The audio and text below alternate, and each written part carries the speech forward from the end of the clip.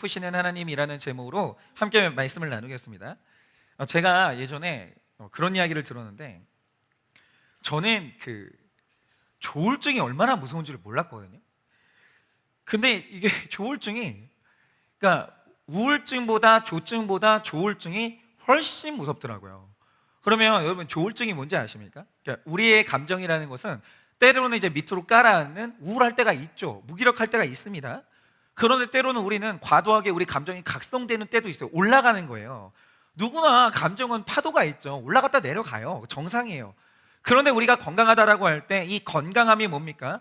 여러 가지 방법을 통해서 나의 일렁이는 감정이 잔잔한 상태로 회복시킬 수 있는 것, 이게 바로 회복 탄력성이에요. 이걸 할 수 있으면 이렇게 파도가 있다 한들 그거 뭐 정상이에요. 뭐 그럴 수 있는 겁니다. 그런데 이 조울증의 문제가 뭐냐면 감정의 중간이 없다는 게 문제예요. 어떨 때는 너무 해피하다가 어떨 때는 너무 우울한 거예요. 그러니까 중간이 없는 거예요. 중간이. 그러니까 이 둘 중에 하나밖에 없는데, 이 변화의 폭이 크니까 여러분, 파도가 너무 이렇게 일렁이잖아요. 멀미나요. 마찬가지로 이 파도가 너무 치는, 감정의 이게 웨이브가 너무 심한 사람하고 같이 살고 있으면 사실은 자녀도 아프고 배우자도 아파요. 그리고 본인이 제일 힘들겠죠. 그런데 제가 이제 한 번은 이런 일이 있었습니다. 이 조울증 되게 무서운 건데, 이제 어떤 가정의 남편분이 원래는 이제 우울증으로 쫙 깔아앉아 있다가 갑자기 조증이 올라온 거예요. 그러니까 이게 팍 올라간 거예요. 근데 하필이면 조증으로 올라올 때 이 각성된 이 감정이 뭐였었냐면 이 분노였어요. 그래서 이분이 갑자기 쭉 깔아앉았다가 갑자기 칼을 들고 와가지고 가족을 다 죽이겠다고 하면서 복주를 하는 거예요. 못 말려요. 이거 아무도 못 말려요. 그러니까 이제 가족들이 다 밖으로 도망을 나온 거죠. 그리고 이제 전화할 데가 없으니까 목사님한테 전화를 했어요. 지금 우리 남편이 이러고 있다, 이런 상황인데 어떻게 해야 되나요, 목사님? 이랬어요. 그러자 목사님이 두 가지 답을 주셨습니다. 첫째, 사랑으로 품어주세요. 둘째, 기도합시다. 끝입니다. 정말로 답이 이거였어요. 그런데 여러분, 지금 보세요. 이 문제가 얼마나 복잡하고 힘든 문제예요. 이게 여러분, 이 조울증의 문제는 당연하죠. 사랑과 관심이 제일 중요합니다. 그러나 그걸로 끝나면 다 사랑과 관심으로 해결해요. 그게 아니라 이 문제는 의학적인 문제이기 때문에 약의 도움도 필요하고, 때로는 이 사람을 강제적으로 격리시켜야 될 때도 있을 수도 있는 거예요. 그리고 난 다음에 이 조울증을 어떻게 처방해야 될지, 그러니까는 우울증보다 조증보다 조울증이 처방이 훨씬 어려워요. 어떻게 처방할 거예요? 이거 왔다 갔다 하는데. 그러니까 이게 얼마나 복잡하고 힘든 문제냐 이거예요. 그런데 이 어려운 문제의 답이 이렇게 간단할 수는 없는 거예요. 말 한마디로 딱 하면 힘든 문제가 뭐가 있어요? 너무 문제가 복잡하니까 답도 간단할 수는 없는 거예요. 심지어 어떤 경우는요, 정답이 없는 문제도 있어요. 그런데 우리 젊은이들 중에서 이런 문제를 만나본 지체들이 이미 있겠지만, 아직 이런 걸 경험하지 못한 분들은 준비를 하셔야 돼요. 문제는 나타나요. 문제가 쉬운 문제만 있는 게 절대로 아니에요. 그래서 실력을 반드시 쌓아야 돼요. 인생 실력이 없는 것만큼 문제 없어요. 인생은 실력이 있어야 돼요. 그러니까 모든 사람은 살면서 문제를 만납니다. 그런데 여기서 이 문제에 대해서 하나 가지고 있어야 되는 믿음이 있어요. 그게 뭐냐? 자, 우리는 이상한 게 뭐냐면 단어 선택이 중요한데, 사건을 표현할 때 여러 가지 걸 표현하는 단어가 있잖아요. 그런데 왜 우리는 사건을 언제부터 누가 문제라고 표현하기 시작했을까요? 왜 이걸 문제라고 할까요? 이게 영적인 표현이에요. 이거 영적인 표현이에요. 여러분, 왜 이런 사건들이 문제라고 표현하냐면, 모든 문제에는 출제자의 의도가 있어요. 이게 이 문제를 내는 이유가 있고, 이 문제가 우리를 끌고 가고자 하는 실력의 범위가 있다고요. 문제는 낸 사람이 있어요. 인격적인 존재가 있어요. 이 문제는 출제자의 의도가 있다는 거죠. 그래서 제일 중요한 게 뭐냐? 모든 문제는 답이 있어요. 반드시 모든 문제는 답이 있어요. 그런데 중요한 건 뭐냐? 문제가 복잡하고 어려울수록 사람에게는 답이 없는 문제들이 대부분이라는 거예요. 그래서 사람들은 어려운 문제를 만나면 만날수록 결국에는 이걸 가지고 어디로 가냐? 하나님께로 가요. 그러니까 사실 문제의 출제 의도가 뭐냐? 이걸 가지고 나한테 오라는 거예요. 이걸 풀 수 있는 유일한 존재인 하나님을 만나라는 거예요. 그래서 모든 문제의 가장 좋은 답은 뭐냐? 하나님을 만나는 거예요. 사람은요, 복잡한 문제일수록 그 문제를 통해서 하나님을 경험해요. 이게 문제를 주시는 하나님의 의도라는 거죠. 그래서 우리가 인생의 문제를 풀 때 제일 미련한 게 뭐냐면 100년밖에 못 사는 사람의 경험과 머리를 믿는 게 가장 미련해요. 문제를 그런 식으로 풀 때 여러분도 경험해 보셨죠? 문제가 더 꼬여요. 문제가 더 커져요. 그런 일도 우리는 너무 많았어요. 여러분, 문제는요 되게 희한한 게 뭐냐면 하나님하고 같이 풀면 희한하게 풀려요. 이게 이렇게 쉽게 풀리는 문제였어 싶을 정도로 쓱 하고 풀리는 거예요. 그런데 오늘 말씀에 아브라함이 지금 여기까지 온 거예요. 여러분, 아브라함이요 살면서 엄청 많은 문제 많이 만났습니다. 기근의 문제도 만나봤죠. 내 첩하고 아내가 싸우는 문제도 만나봤죠. 자식이 배다른 자식이 둘이 싸우는 문제도 만나봤고 별별 문제를 다 만나봤어요. 근데 아브라함이 경험한 게 뭐냐? 머리 써봤어요. 이 문제에서 자기 머리를 써봤는데 쓰면 쓸수록 문제가 더 꼬이기 시작하는 거예요. 이게 완전히 막 수렁으로 빠지기 시작하는 거예요. 이게 해결되는 게 아니라 문제가 점점 커지는 거예요. 그래서 이제 아브라함이 그걸 경험하고 더 이상 그렇게 안 삽니다. 아브라함은 문제가 생길 때마다 이걸 가지고 하나님께 가요. 하나님의 방식으로 풀어요. 이게 문제를 대하는 우리의 정답인 거예요. 그래서 오늘은 지금 우리가 다 문제 만나셨을 거예요. 문제 많죠. 저도 문제가 있어요 지금. 그래서 오늘은 하나님의 방식으로 문제를 푼다는 게 뭔지, 하나님이 문제를 어떻게 풀어가시는지 오늘 우리가 그것을 좀 묵상을 하려고 합니다. 자, 첫째로 이 문제를 푸시는 하나님의 방식이 뭔가, 하나님이 나와 함께 하심이 보이면 문제가 해결되는 거예요. 22절입니다. 그때 아비멜렉과 그 군대 장관 비골이 아브라함에게 말하여 이르되 내가 무슨 일을 하든지 하나님이 너와 함께 계시도다 라고 해요. 자, 이 문제의 지금 실상이 뭔지는 제가 두 번째 대지에서 말씀드리도록 하고, 일단 여러분, 우리가 성경에서 우리만 그런 게 아니죠. 전 세계 모든 그리스도인들이 가장 사랑하는 말씀이 뭘까라고 하면 시편 1편 말씀이에요. 근데 여러분, 시편 150편 중에서 다윗이 그리고 편집자들이 고르고 골라가지고 제일 첫 번째 시편을 말해주는 거예요. 내용이 뭡니까? 시작 이렇게 합니다. 복 있는 사람은 이렇게 시작해요. 저는 이게 정답이라고 생각해요. 여러분, 우리가 예수 왜 믿어요? 예수를 저주받으려고 예수 믿는 사람은 단 한 사람도 없어요. 오직 딱 하나, 우리가 예수를 믿는 목적은 뭐냐면 예수 믿는 사람은 반드시 복받아요. 그렇게 안 될 리가 없어요. 우리는 복받기 위해서 예수를 믿는 거예요. 그런데 중요한 게 이거죠. 여러분, 복이 뭡니까?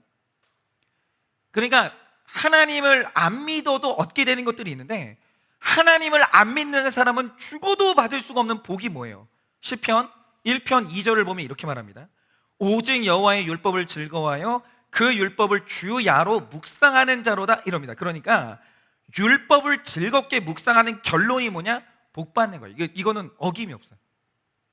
즐겁게 말씀을 묵상하고 그 길 따라가서 마지막 결론이 뭐냐? 그거는 복이에요. 다른 길이 있을 수가 없어요. 그런데 말씀 묵상이 즐거워요. 그 길을 따라갔어요. 그래서 복을 받았어요. 그 복을 받으면 어떻게 되냐? 3편을 보면 이렇게 말합니다. 그의 행사가 다 형통하리로다 이래요. 이거예요. 복은 뭐냐면 형통한 거예요. 여러분, 신자가, 복받은 신자가 천국문 앞에 선다. 그 문이 안 닫혀요. 그 문 통과합니다. 천국 안으로 진입하는 거예요. 그런데 죽어서만 그 일이 일어나냐? 아닙니다. 사는 날 동안 이렇게 분명히 말해요. 그의 행사가 다 형통하리로다. 막히는 게 없는 거예요. 다 뚫리는 거예요. 이게 바로 그리스도인들이 받는 복이에요. 그러면 우리가 여기에서 이제 알아야 될 게 이거죠. 주의 말씀을 사랑하는 자는 그의 행사가 다 형통해요. 일부 형통한 게 아니라 다 형통해요. 그럼 중요한 게 이거죠. 형통이 뭡니까? 이제 우리는 이제 그만 알아야 돼요. 뭐냐면 형통한다라는 건 뭐냐면 질병에 걸리지 않고 보는 시험마다 합격하고 하는 일마다 성공하는 게 형통이 아니에요. 여러분, 우린 암 안 걸려요? 그런 거는 없어요. 이 땅에 사는 날 동안. 그리스도인들도 암 걸립니다. 우리 시험에 떨어져요. 우리도 뭔가 했는데 실패할 때 있어요. 그런데 하나님이 우리에게 주시는 형통이 뭐냐? 제가 이런 거예요. 예전에 우리 선배 목사님들 생각해 보면 이제 언제나 이제 제가 말씀드렸지만 계시는 점진성이 있거든요. 계속 확대되고 발전하는 거예요. 근데 예전에 이제 우리 선배님들이 먼저 보여줬던 모습이 뭐냐면, 목사님들이 질병에 안 걸릴 리가 있어요? 걸리죠. 아니, 목회가 힘들면 왜 우울증이 안 와요? 목사님이 우울증이 오죠. 그러니까 되게 유명한 얘기 있잖아요. 실제로 있었던 얘기예요. 이거 뭐냐면, 목사님이 이렇게 산을 가는데 이게 나무가 벼락을 맞으면요 속이 타요. 그래서 속이 타가지고 나무가 죽으면 나뭇잎 다 떨어지고 맨살만 남은 나무가 속이 타가지고 있는 거예요. 근데 목사님이 그 나무를 본 거예요. 그 나무를 끌어안고 그랬다는 거죠. 얘야, 너는 목회도 안 하는데 속이 왜 이렇게 탔니? 막 이러는 거죠. 아니, 목사님들이 왜 우울증 안 걸려요? 걸리죠. 힘들면 성도가 없고 교회 문제가 생기고 이러면 우울증 오죠. 근데 문제는 뭐냐면, 힘든 일이 생겨요. 나한테 질병이 걸려요. 부부싸움 했어요. 무슨 국가 기밀인 줄 알아요. 국가 기밀인 것처럼 철저하게 숨기는 거예요. 애들 교회 갈 때 신신당부를 하는 거예요. 집에서 무슨 일 있었던 거 말하면 안 된다. 아빠 아픈 거 말하면 안 된다. 그리고 아무 문제가 없는 것처럼 성도님들 앞에 나타나는 거예요. 그래서 예전에 성도님들이 가졌던 형통의 이미지가 뭐냐? 하나님과 함께하는 사람은, 주의 종은 저렇게 문제가 없나 보다, 저게 형통인가 보다, 목사님 가정은 부부싸움도 안 하는 천국인가 보다, 이랬다고요. 그런 게 어디 있어요. 그런데 제가 이제 예전 교회를 갔을 때 이제 목사님께서 암에 걸리셨어요. 성령 충만한 목사님도 암 걸립니다. 암에 걸리셨어요. 근데 그거를 사도행전 말씀이 시작될 때 오픈하셨어요. 그래서 제가 불안해요. 사도행전 지금 들어가는데. 걱정하지 마세요. 저 얼마 전에 건강검진했는데 싹 다 정상으로 나왔어요. 하여튼 이제 오픈을 하셨어요. 저는 암에 걸렸다. 그리고 1년간 힘든 항암을 거치러 가셨는데, 예전 목사님들은 어떻게 했냐면 그냥 이거를 안식년 들어간다라고 하고 철저히 숨겼어요. 그런데 말씀을 하시는 거죠. 저는 암에 걸렸고 항암 치료차 1년을 잠시 떠나 있겠습니다. 그리고 어떻게 했냐면 그 항암 과정의 모든 힘든 것들을 다 오픈하시는 거예요. 항암은 이게 힘들더라, 저게 힘들더라. 그리고 거기서 끝난 게 아니라 그 고통을 말씀으로 해석하는 과정을 다 오픈하고 나셨어요. 다. 그리고 그 과정을 통과하셨어요. 그런데 그 과정을 하나님과 잘 통과하는 이 형통의 모습을 보여주니까 그 다음에 이제 암에 걸리는 성도님들이 있을 거 아니에요. 그 길로 다들 다 통과하는. 암은 이렇게 해석하는 거구나. 암에 걸리면 이런 식으로 말씀으로 통과하면 되는 거구나. 다 그 길 가는 거예요. 그러니까 저도 마찬가지인 게 뭐냐면, 저는 제 안에 이제 긍정적인 일이 있을 때 우리 공주형 자매가 잘 통과했잖아요. 저는 성도님들하고 나누죠. 교회 좋은 일이 있는데 나눠야죠. 그런데 이제 저는 제 안에 우울한 감정이 있거든요. 제 안에 힘든 것도 있고, 제 안에 안 되는 것도 있고, 저희 아내랑 부부싸움도 하고, 앞으로 수많은 일들이 있을 겁니다. 저는 그거 목장에서 나눌 겁니다. 그럼 제가 왜 그걸 숨겨야 됩니까? 그리고 설교 시간에 나눌 겁니다. 그러니까 전 리더십이기 때문에 쓸데없이 성도님들을 불안하게 할 필요는 없어요. 그래서 다 나누지는 않을 거예요. 그러나 제 인생에 제 연약한 걸 저는 숨기지 않을 거예요. 제가 왜 그래야 됩니까? 나는 인간이라서 문제를 만날 수밖에 없는데, 그리고 나는 그 혼자 풀 수 있는 힘이 없는데, 나는 공동체가 있는 목사인데 내가 왜 문제가 없는 척을 해야 됩니까? 제가 왜 도움을 청하면 안 됩니까? 다만 이런 건 있어요. 제가 왜 나눔을 하냐? 이유는 그냥 넋두리가 아니에요. 나의 문제를 함께 풀어주신 하나님께서 교회의 문제와 나의 문제를 어떻게 풀어나가시는지 저는 그게 나누고 싶은 거예요. 저는 하나님 없는 사람처럼 넋두리 하고 싶은 사람이 아니에요. 넋두리를 왜 공개적으로 뭐 하려고? 저는 넋두리가 하고 싶은 게 아니라, 저 문제 있는데 저는 하나님이 살아계신 걸 믿는 사람이에요. 제 목회의 소망이라고 하면 이 모든 문제 가운데 저에게 답을 주시고 저를 형통케 하시는 그 하나님을 내가 먼저 경험하고 그걸 나누고 싶은 거예요. 저는 그 하나님을 증거하고 싶어요. 그러니까 최근에 저는 제 목회와 저 자신에 대해서 대단한 불만족에 시달리고 있어요. 제가 이게 얼마 전에 차근차근 어떤 말을 들었냐면, 외부교회 성도님한테 연락이 왔대요. 근데 박현성 목사님이 요즘 차분해졌대요. 소리를 덜 지른대요. 그래서 목사님이 철 들었나 보다 뭐 이렇게 얘기를 했다고 하더라고요. 근데 저랑 이제 오래 하신 성도님들은 제가 우울해 보인대요. 네, 저 우울합니다. 저 요즘 우울합니다. 저 가을 타는 거 아니고요, 우울합니다. 저는 지금 그런 좀 우울감에 시달리고 있고 굉장한 불만족에 시달리고 있어요. 그런데 이게 우연이 아닌 게, 제가 굉장히 무기력감과 저 자신의 불만족, 내가 이렇게 능력이 없나, 이런 패배감에 휩싸이고 있을 때쯤 사도행전 큐티가 시작이 됐어요. 그런데 그때쯤 하나님께서 저에게 기도를 더 요구하시기 시작했어요. 너 기도해라. 저는 그게 너무 기대가 되는 거예요. 이제 혼자 이제 아침에 기도하면서 이제 혼자 하는 생각이 뭐냐면, 근데 하나님, 근데 성령 충만함을 주려고 기도시키시는 거예요? 그러면 성령 충만하면 어떤 일이 일어나요? 제가 공중에 떠요? 제가 설교 시간에 이러면 장풍 나가면서 성도님들 막 쓰러져요. 막 이게 너무 궁금한 거예요. 그러니까 성령이 충만하면 내 안에 어떤 일이 일어나는지 너무 궁금한 거예요. 근데 제가 그래가지고 지금 요즘에 성령 충만을 받자 계속 외치고 있잖아요. 근데 한 분이 저한테 지지를 해주셨어요. 맞다, 목사님 성령 충만을 받아야 된다. 이게 다 같이 진짜 맞습니다, 목사님. 우리 인생은 성령 충만을 받아야 됩니다. 이 지지하는 한 사람이 또 나타난 거예요. 그러면 이제 나와서 같이 기도를 하는 거죠. 그래서 제가 어떤 계획까지 가지고 있냐면, 뭐 그런 일이 있다면, 만약에 하나님께서 성령 충만이 무엇인지 깨닫게 하시고 저로 충만하게 하신다면, 저는 수요일날 제가 그토록 피했던 안수 기도를 시작하려고요. 어쨌든 간에 저는 7년 차에 만난 나의 하나님이 나의 고통을 어떻게 통과하게 하실지, 그리고 저는 이걸 나누고 싶은 거예요. 저는 그게 나누고 싶은 거예요.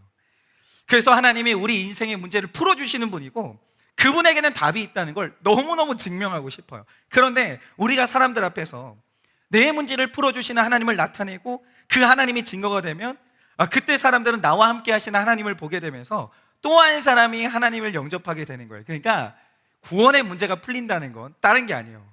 하나님이 보여야 돼요. 하나님이 안 보이는데 구원의 문제가 어떻게 풀립니까? 안 풀리죠. 아까 전에 우리 박찬현 집사님이 기도해 주셨잖아요. 부모님의 구원의 문제. 그거는 다른 게 아니에요. 내 삶 가운데 함께 하시는 하나님이 보여야 되는 거예요. 그러면 끝나요. 길게 말을 안 해도 되는 거예요.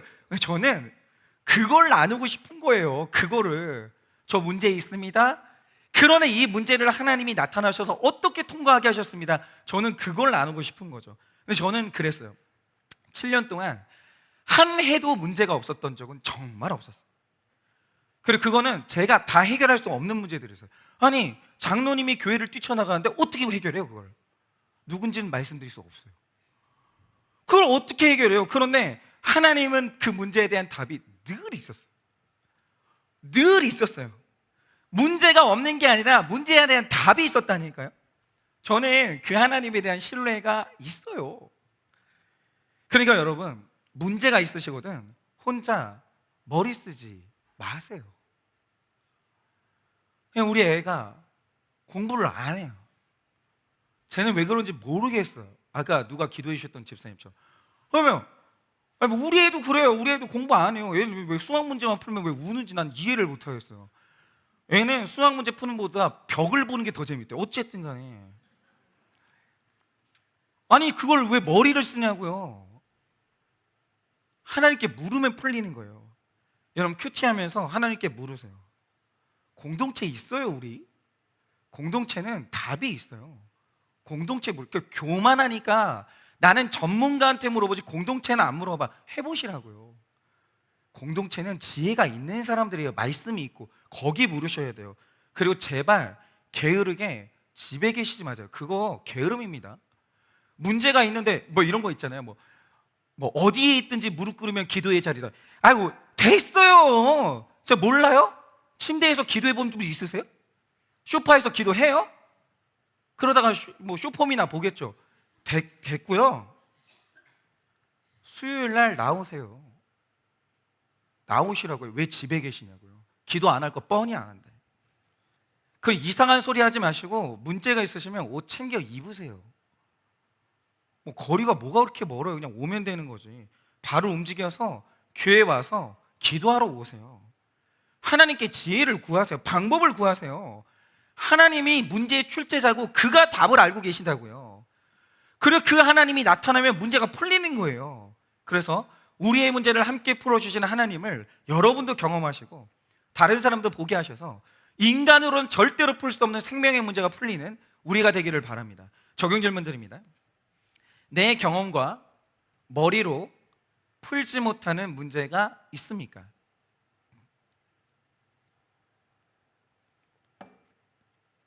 내 경험과 머리로 풀지 못하는 문제가 있습니까? 어떻게 풀려고 하십니까? 어떻게 풀려고 하십니까? 큐티와 공동체와 기도로 문제를 푼 경험이 있으십니까? 큐티와 공동체와 기도로 문제를 푼 경험이 있으십니까? 내 문제를 풀기 위해 하나님께 묻는 적용은 무엇입니까? 내 문제를 풀기 위해 하나님께 묻는 적용은 무엇입니까? 자, 둘째로 문제를 풀려면 내공과 담대함이 있어야 됩니다. 그런데 여기에서 제가 드리고 싶은 말씀은 이거예요.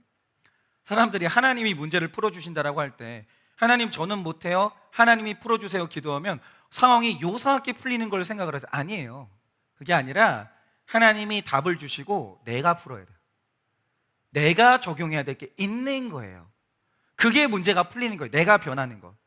자, 그러면 문제를 풀려면 내공과 담대함이 있어야 되는데 먼저 23절입니다. 그런즉 너는 나와 내 아들과 내 손자에게 거짓되이 행하지 아니하기를 이제 여기서 하나님을 가리켜 내게 맹세하라. 내가 내게 후대한 대로 너도 나와 내가 머무는 이 땅에 행할 것이니라 라고 하십니다. 자, 먼저 드디어 간단하게 오늘 아브라함이 엄청나게 힘든 문제가 생겼는데 이게 어떤 문제인지 한번 살펴보도록 할게요. 자, 아브라함하고 아비멜렉 사이에 시비가 걸렸는데 이게 엄청 어려워요. 우리가 최근에 강릉 사태에서 보는 것처럼 지금까지 생명이라는 건요, 산소 없이 살 수 있는 생물은 보고가 됐습니다. 그런데 아직까지 물 없이 생존하는 생물은 보고된 적이 없어요. 그래서 외계의 생명체가 사냐 안 사냐를 할 때 산소가 중요한 게 아니에요. 물이 있냐 없냐, 이게 제일 중요해요. 그러니까 물은 생명의 절대 요소예요. 그런데 더 특별하게 고대 사회 중동에서 우물은 이거 전쟁의 원인이에요. 이건 양보가 안 된다니까요. 그러니까 오늘 이 우물 문제의 본질이 뭐냐면 타협이 안 되고 양보가 안 되는 문제, 요거예요. 이게 문제의 핵심인 거예요. 타협도 되고 양보도 된다. 문제 안 됩니다. 근데 이 문제가 꼬이는 이유는 뭐냐면 그 사안이 양보도 안 되고 타협도 안 되기 때문이에요. 이걸 우리가 적용을 해보면 집안에 유산 분배 문제가 생긴 건데 너도 나도 우리 중에 돈이 안 필요한 사람은 없는 거예요. 이게 돈 문제가 딱 걸리면 형제끼리도 양보가 안 되는 거예요. 나쁜 사람들이라 그런 게 아니라니까요. 돈은 누구도 양보가 안 되고 타협이 안 되는 거예요. 근데 이걸 푸는 사람이 있고 못 푸는 사람이 있는 거죠. 근데 아브라함이 오늘 이걸 풀어버려요. 어떻게 푸냐? 자, 그래서 하나님이 그동안 아브라함을 이렇게까지 훈련을 시키신 건데, 자, 이런 문제는 협상이 중요해요.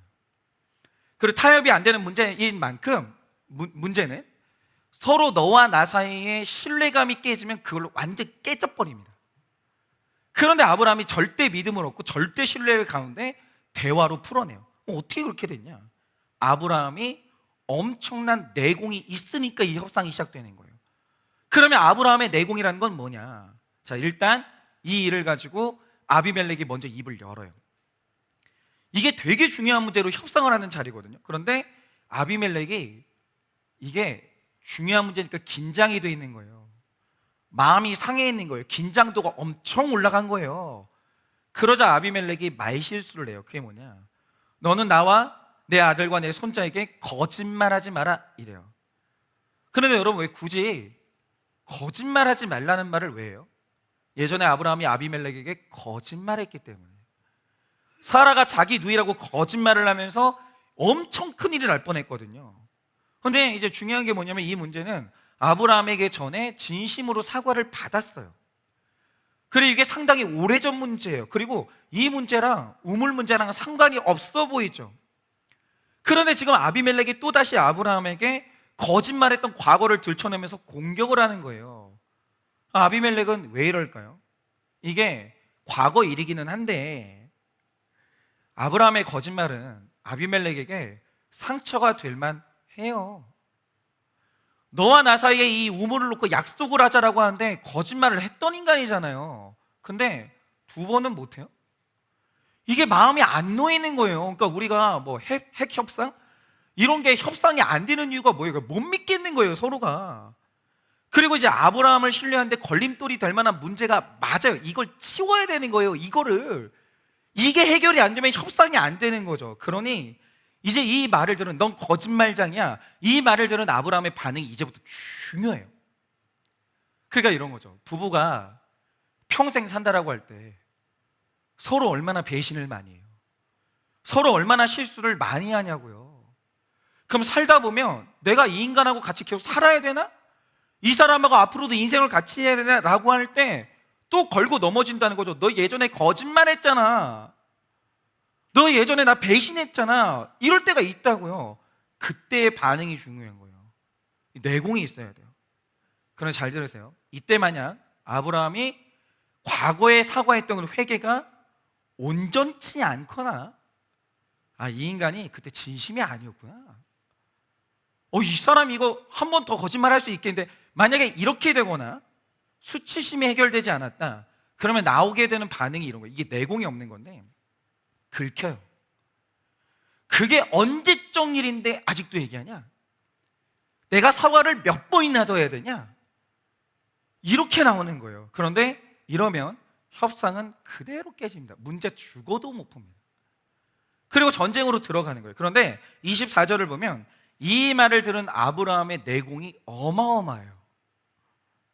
뭐냐면 아브라함이 내 약점 얘기를 들었잖아요. 내 흑역사에 대해서 다시 찔림을 받았잖아요. 근데 아브라함이 긁히지 않아요. 찔리지 않아요. 그리고 아브라함이 이렇게 말합니다. 아브라함이 이르되 내가 맹세하리라. 이게 끝이에요. 더 이상 다른 말이 없어요.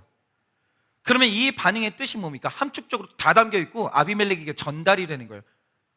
맞아, 나는 과거에 너에게 거짓말로 상처를 줬던 사람이야. 네가 나를 못 믿는 게 맞는 거야. 그러니 네가 오늘 나에게 어떤 약속의 징표를 요구해도 내가 그렇게 할게. 내가 다시 한번 진심으로 사과할게. 이 뜻이에요. 그러니까 이 말 뜻이 뭐냐면 아브라함의 회개가 진심이었다는 거예요.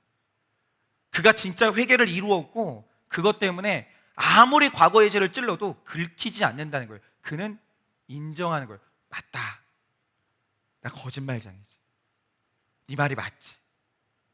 이게 뭐냐면 아비멜렉이 수치스러운 죄를 다 들춰내는데 아브라함이 이제 긁히지를 않는 거예요. 그리고 다시 한번 온전한 사고로 또 나가는 거예요. 그런데 이 모습이 뭐냐? 이게 영적인 내공인데 여기에 믿음이 딱 생기는 거예요. 여러분, 세상에 안 넘어진 사람이 어디 있습니까? 우리 청년들도 알아야 되겠지만 앞으로 만약에 여러분들이 기도하시면 결혼하시면 여러분 남편, 여러분의 아내는 끝도 없이 여러분 실망시킵니다. 생각을 안 해봤던 약점이 딱 드러나요. 나를 배신할 거예요. 근데 안 그런 사람이 없다니까요. 살아보잖아요. 죄가 없는 인간이 없어요. 알고 보니까 죄인이었던 거예요. 까면 다 그래요. 다 수치스러운 약점과 죄가 있습니다. 근데 중요한 건 이거예요. 다 그거 있는데 처리가 된 인간이 있고 처리가 안 된 인간인 거예요. 그게 문제인 거예요. 그러니까 여러분들은 둘 중에 누구한테 신뢰가 가시겠냐고요. 다 약점 있습니다. 죄도 있어요. 근데 어떤 사람은 처리가 끝났어요. 근데 어떤 사람은 처리가 안 끝난 거예요. 처리가 안 끝나는 사람들이 뭐냐? 무슨 말만 하면 파락 떠는 거예요. 어떻게든 변명하고 숨기려고 하는 거예요. 근데 우리가 그 사람이 변명하는 걸 모르냐고요. 알죠.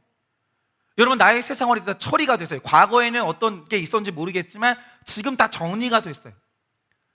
그러니까 아내가 남편이 좀 불안해가지고 야 휴대폰 좀 보자라고 할 때 여보 봐. 이게 뭐냐면 처리가 됐다니까요. 그러면 그다음부터 휴대폰을 안 본다니까요. 믿음이 생기니까. 근데 휴대폰을 보려고 하면 탁 뺏어가면서 프라이버시다, 너는 교양도 없냐, 이런. 왜 그러냐고요.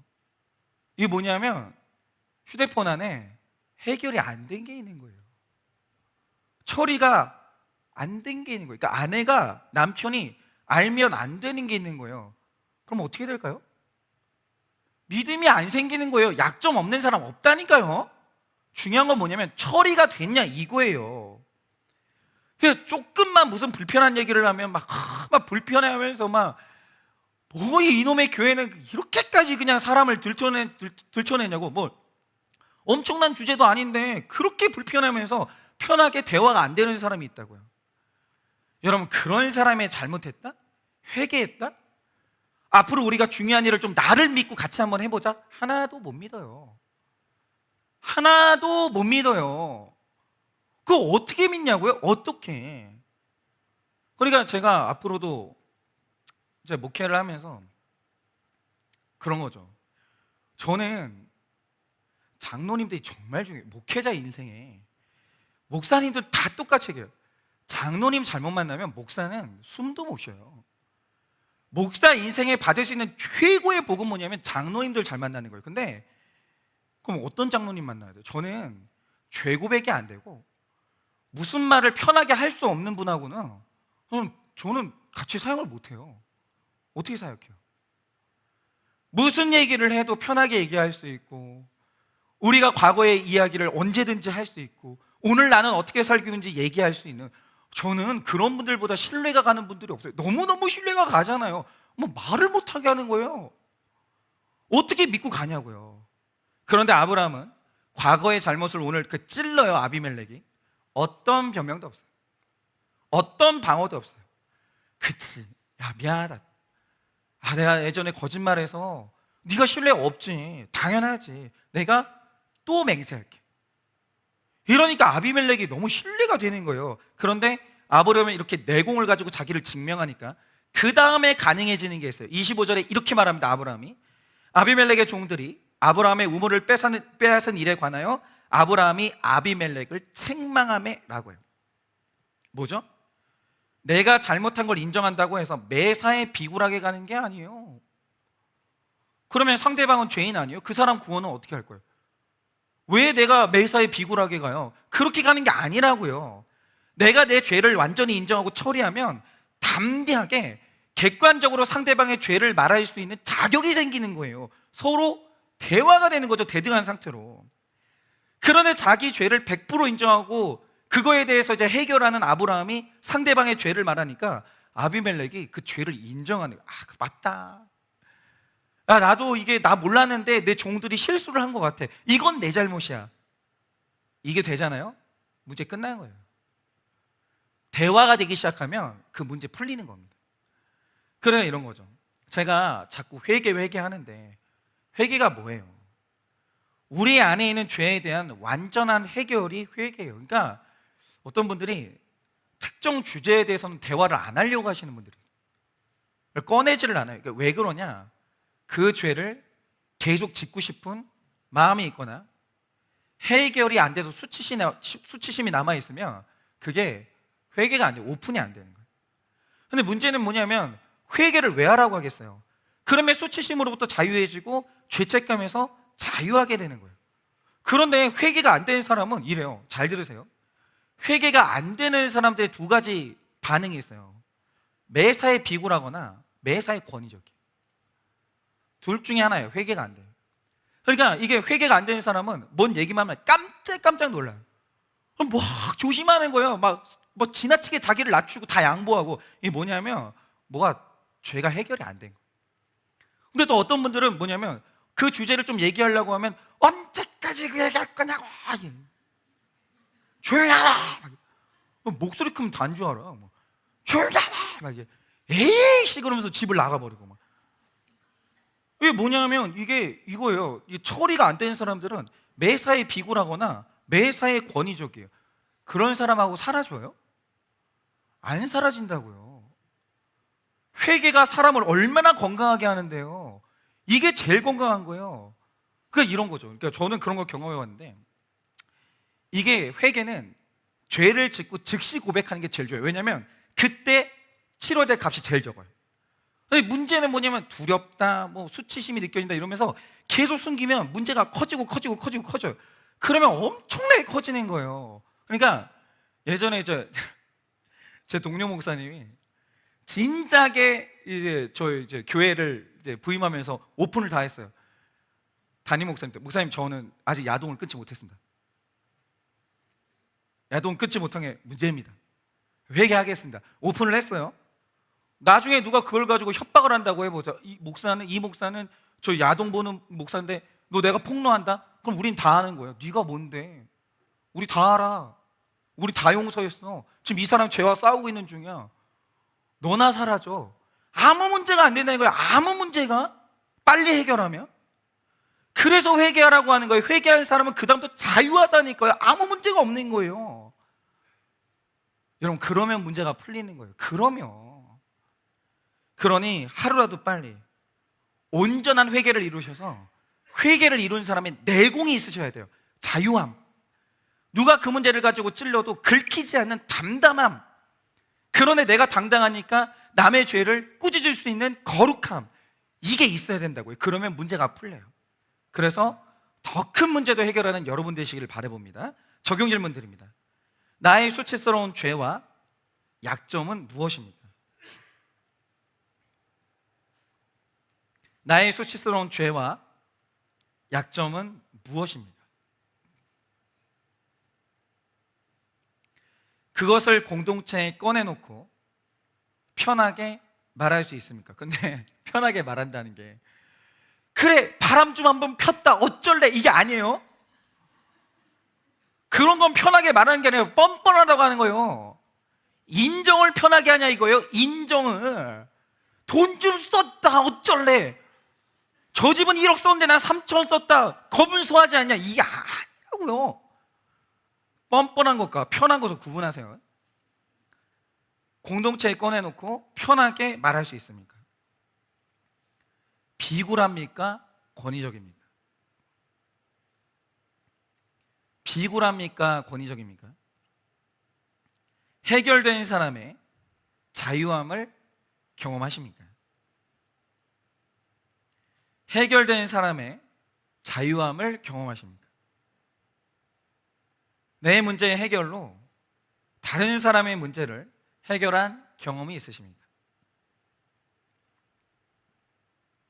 내 문제의 해결로 다른 문제를 해결한 경험이 있으십니까? 셋째로, 값을 치러야 문제가 풀립니다. 27절입니다. 아브라함이 양과 소를 가져다가 아비멜렉에게 주고 두 사람이 서로 언약을 세우니라 라고 합니다. 이게 모든 과정의 결론이에요. 이게 뭐냐면, 하나님이 나타나고 나의 죄가 온전히 회개되는 사람은 이제 그때 가능해지는 게 뭐냐? 값을 치르는 게 가능해지는 거예요. 이게 모든 문제를 푸는 거의 유일한 해결책이고 최고의 해결책입니다. 제가 최근에 그런 기사를 봤는데 뭐냐면, 여러분도 워렌 버핏이라는 투자자 아시죠? 이 사람이 전 세계에서 투자를 제일 잘하는 사람이에요. 근데 투자를 잘한다고 할 때 수익률이 높은 게 핵심이 아니라 꾸준히 수익을 내는 게 핵심이죠. 그래서 이분이 한때 빌 게이츠에 이어서 세계에서 두 번째로 부유한 사람의 순위를 오랫동안 지킨 적이 있어요. 그러면 잘 보세요. 제가 하나 여쭤볼게요. 워렌 버핏이 투자를 잘했다고 하면 수익률이 높을 거 아니에요. 그러니까 그 사람에게 사람들이 돈을 맡길 거 아니에요. 그러면 이분이 가장 높다고 생각하는 수익률은 몇 %라고 생각하세요? 투자의 천재가, 전 세계에서 투자 제일 잘하는 사람이 이 정도면 투자의 고점이야, 이게 가장 최고 수익률이야, 이렇게 생각하는 수익률이 몇 %일까요? 근데 이게 요즘에 보면 투자자가 많은 게 아니라 도둑놈들이 많은데, 요즘에 주식 투자를 하건 코인 투자를 하건 사람들이 원하는 이게 망하는 개념이 뭐냐면, 이제 빚을 내가지고 1억을 투자해요. 그리고 10억을 버는 1000%의 수익률 같은 걸 원해요. 그런데 전 세계에서 투자를 가장 잘한다는 워렌 버핏이 생각하는 이게 가장 높은 수익률이다, 이 정도 이 이상 욕심내면 안 된다, 이게 몇 퍼센트인 줄 아세요? 19.9%입니다. 19.9%. 그 이상 워렌 버핏은 절대 욕심을 안 낸대요. 절대. 그 이하도 높다고 생각해요. 이 정도면 수익이 있다. 그러면 이분이 말하는 게 뭐냐면, 사람이 그 이상 벌려고 욕심을 내면 거짓 정보에 100% 속아요. 야, 이거 지금 사면 너 대박 난다. 그런 수익이 있다라고 믿으니까 다 사기를 당한다라는 거예요. 그러니까 어떤 투자든 값을 치른 만큼 정당하게 얻으려고 해야지, 값을 치르지도 않고 말도 안 되는 걸 얻으려고 할 때 언제나 문제가 생긴다는 거예요. 그러니까 오늘 아브라함이 마지막에 가서 이 복잡한 문제를 멋지게 풀어냅니다. 그런데 그 방법이 뭡니까? 되게 간단한데 이게 제일 어려워요. 왜냐하면 우리 마음에는 이 부정직함이 있고 도둑놈 심보가 있고, 이게 안 되는 거예요. 근데 이게 뭐냐? 회개할 사람만 이 길로 꾸준히 갈 수 있는데 그게 값을 치르는 거죠. 7 암양 새끼를 내주고, 이게 어마어마한 가치예요. 7 암양 새끼, 이게 뭐냐면 얘네들이 나중에 몇 마리를 더 날 줄 몰라요. 이걸 내주고 그 우물을 정식으로 산 다음에 33절을 보면 거기에 내가 값을 치렀다는 에셀나무 나무를 심어, 이게 뭐냐면 영수증을 거기다 붙이는 거예요. 그러니까 나중에 후손들이 그 우물과 에셀나무를 볼 때 그게 의미하는 게 뭐겠습니까? 우리 조상 아브라함은 공짜로 이 우물을 얻지 않았다, 이 우물을 얻기 위해 어마어마한 값을 치렀다, 이게 대대로 내려가는 거예요. 근데 중요한 건 이거죠. 모든 문제는 값을 치르는 게 회개예요. 근데 모든 문제는 값을 치르면 해결된다는 이 절대의 진리를 아브라함은 누구한테 배웠을까요? 하나님이에요. 여러분, 우리가 죄를 지었습니다. 이제 이 문제를 풀어야 되잖아요. 어떻게 풀어요?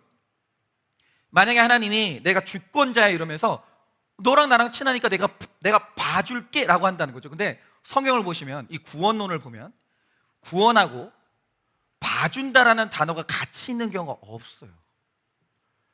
한 구절도 없어요. 그런 구절은 한 구절도 없어요. 그러면 그 순간 하나님은 불의한 하나님이 되는 거예요. 죄를 지었으면 값을 치러야 되는데 하나님이 그 값을 안 치르고 그냥 봐주잖아요. 거긴 천국도 아니에요. 그 하나님의 나라는. 그런데 하나님이 우리를 구원할 때 그 방법이 뭐냐? 정확하게 값을 치르시는 거예요. 만약에 얘 생명값이 내 아들 피로만 값을 치를 수 있다? 하십니다. 그렇게 하십니다. 그러니까 우리 구원이 의로운 구원이 되면서 문제가 사라지는 건데, 나중에 사탄이 참소를 한다고요. 주님, 제가 도대체 왜 구원을 받아야 돼요? 아니, 저게 구원을 받는 게 맞아요? 한다고요. 그럼 그때 하나님의 변호 방식이 뭐냐? 다른 게 없어요. 예수님이 자기 피를 보여줘. 이게 히브리서에 나와 있어요. 예수님이 자기 피를 딱 보여줘. 이게 에셀나무예요. 봤지? 내가 값을 치렀어. 그만. 끝. 아브라함이 하나님을 따라가는데 하나님이 뭔가를 얻을 때 단 한 번도 값을 안 치른 적이 없네, 이걸. 그걸 아브라함이 꾸준히 본 거예요. 그러니까 제가 지금까지 한일교회를 섬기면서 진짜 이런저런 문제가 많았어요. 근데 문제가 생길 때마다 해결해야 되잖아요. 그럼 해결이 뭐냐? 늘 한 번도 빠짐없이 고민했던 게 그거였어요. 이 문제에 대한 값이 들 텐데 어떤 값을 얼만큼 치러야 되냐? 이게 고민의 1번이에요. 그러니까 그동안 교회 안에 여러 가지 문제들이 있었는데 저는 하나님께 제일 먼저 물어보는 게 그거였어요. 여기서 하나님, 목회자인 내가 치러야 되는 값이 뭡니까? 근데 하나님이 그럴 때 답을 줘요. 내가 치르면 안 될 때가 있어요. 그럼 안 치러야 돼요. 이게 정확해야 돼요. 야, 이게 네가 치를 문제가 아닌데 왜 네가 치러? 그거는 너 영웅심리야.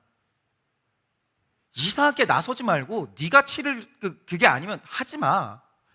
모든 값은 정확해야 돼요. 더 치르면 생색이 나요. 덜 치르면 문제가 생겨요. 부채가 생기는 거죠. 여기서 내가 치러야 되는 값이 뭐냐? 그리고 문제가 생긴 당사자들이 치러야 되는 값이 뭐냐? 이게 정확해야 돼요. 한일교회에서 목장에서 처방을 준다라고 할 때 처방이 뭐냐? 정답 주는 게 아니에요. 치러야 될 값이 얼마인 줄 알려주는 거예요. 그걸 치르게 만드는 거예요. 이게 목자님들은 정확해야 돼요. 그래서 목자 모임이 있는 거예요. 이걸 얘기하려고. 그런데 제가 왜 늘 7일을 하면서 왜 제가 값을 치르고 당사자들이 값을 치르게 왜 만드냐고요.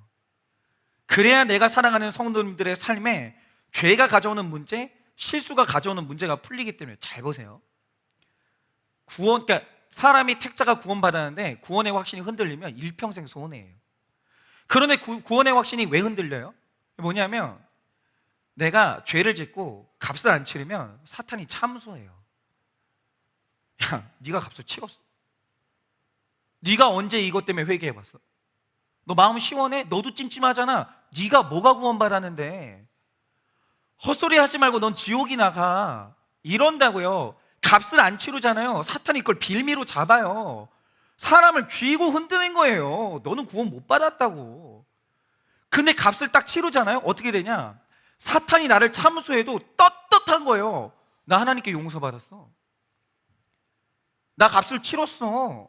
온 교회 성도가 나의 자유함을 알아. 헛소리 하지 마. 이러면서 사탄을 아비멜렉을 꾸짖듯이 꾸짖을 수 있는 거예요. 쫓아낼 수 있는 거예요. 문제는 뭐냐? 값을 안 치르는 게 문제인 거예요. 그럼 나중에 그게 부채로 다 밀려오는 거예요.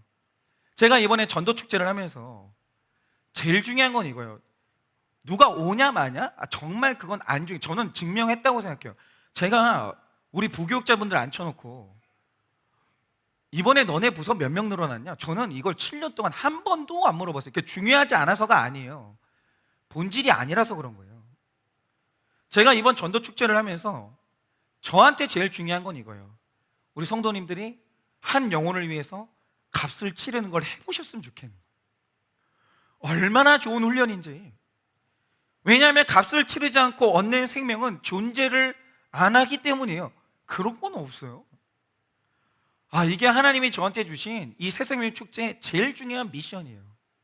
값을 치르게 하라는 거예요. 제가 얼마 전에도 한 성도님이 저한테 질문을 했는데 이런 거예요. 목사님, 제가 지금 돕고 싶은 사람이 있는데 돈을 빌려줘도 될까요? 묻는 거예요. 제가 이런 질문을 자주 받고 이런 류의 문제는 사안마다 달라요. 획일적이지 않아요. 근데 제가 그날은 거의 3초의 망설임도 없었어요. 딱 잘라서 말했어요. 안 되죠? 안 됩니다 라고 했어요. 왜냐하면 열심히, 예를 들면 이런 거예요. 열심히 살았어요. 그 사람은 늘 열심히였어요. 성실했고. 근데 만약에 실수로 금전적인 문제가 생겼다, 우리 도와줘야 됩니다. 아니, 이 사람이 정직한 사람인데 실수할 수 있잖아요. 도와줘야 될 거 아니에요. 도와줘야죠. 그런데 어떤 사람을 보면 이런 게 있어요. 그러니까 뭐든 내가 값을 치를 수 있는 만큼만 누리셔야 돼요. 있으면 먹고 없으면 금식하고 죽으면 천국 가는 거예요. 근데 내 주제에 값을 치를 수 없는 걸 자꾸 쓰는 분들이 계세요. 내가 쓰는 물건, 사는 장소, 모든 게 주제에 안 맞는 걸 자꾸 누리시는 분들이 계세요. 그러다가 결국 빚을 내요. 그거 돈 빌려주시면 제가 알면 치리합니다. 왜냐하면 그 사람 구원을 막는 거예요. 거룩을 막는 거예요. 왜 빌려줘요? 여러분, 만약에 그렇게 되면 그 삶은 값을 치러야 돼요. 차를 바꾸셔야 돼요. 저는 불확실하고 애매한 처방이 제일 나쁘다고 생각하는 사람이에요. 그러니까 목장을 하면서 주제에 안 맞는 차를 타고 계시잖아요. 그거 구원하고 연결됩니다. 그 삶의 태도가 구원하고 연결돼요. 왜 값을 거기에 치러요? 영혼 구원에 치러야지. 주제에 안 맞으면 차 바꾸셔야 돼요. 집 바꾸셔야 돼요. 먹는 거 바꾸셔야 됩니다. 그런데 그 값을 치러야 훗날 우리 인생에 경제적인 고통이 없는 거예요. 제가 무슨 억하심정이 있어가지고 우리 성도님들 괴롭게 만들겠어요? 그게 목적이 아니죠. 그런데 그 중에서도 가장 중요한 값이 뭔지 아십니까? 죄를 지으셨으면 수치를 당하세요. 이거 앞으로 우리 청년들은 이것만 기억해도 가정 지킵니다. 내가 죄를 지었으면 빨리빨리 수치 당하면 되지. 이것만 잘하면 가정 지킵니다. 인생도 지키고. 이걸 피하려고 하니까 이게 나중에 어마어마한 눈덩이를 맞는 거예요. 여러분 이거 빨리 치르면, 값을 빨리 치르면 진짜 너무 싸게 끝나요. 근데 문제는 뭐냐면 이걸 회피하려고 하다가는 나중에 어디까지 가냐면 영적인 수치를 당해요. 거기까지는 가면 안 돼요. 뭐든 값을 치르시면 해결되는데 값을 치르는 게 회개예요. 근데 값을 안 치르니까 문제가 커집니다. 여러분 이번 한 주 저도 문제 있습니다. 저도 문제 있는데, 그러면 이제 저는 무슨 값을 치러야 되냐, 그게 이제 고민이죠. 그리고 지금 문제를 통과하시는 분이 있고 문제를 만난 분들이 있을 텐데, 자, 하나님 기도할 테니까 하나님이 해결해 주세요, 그런 건 없습니다. 하나님이 오늘 답을 주셨습니다. 값을 치르십시오. 무릎을 꿇어야 되면 무릎 꿇으시고, 차를 바꿔야 되면 차를 바꾸시고, 사는 곳을 옮겨야 되면 사는 곳을 옮기시고, 여러분 값을 치르셔야 돼요. 그래서 여러분의 문제가 하나님의 지지하심으로 말이 안 되게 멋지게 풀리는 여러분의 한 주 되시기를 예수님의 이름으로 축원합니다. 우리 찬양팀 나와주시고 적용 질문 드립니다. 죄에 대한 값으로 수치를 잘 당하십니까?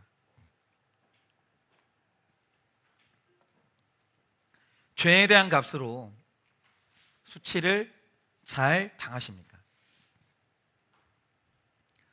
내 문제를 풀기 위해 구체적으로 어떤 값을 치러야 합니까? 내 문제를 풀기 위해 구체적으로 어떤 값을 치러야 합니까? 한 영혼 전도하기 위해 내가 치러야 하는 값은 무엇입니까? 한 영혼 전도하기 위해 내가 치러야 하는 값은 무엇입니까? 이 시간에 우리 다 같이 찬양하려고 하는데요,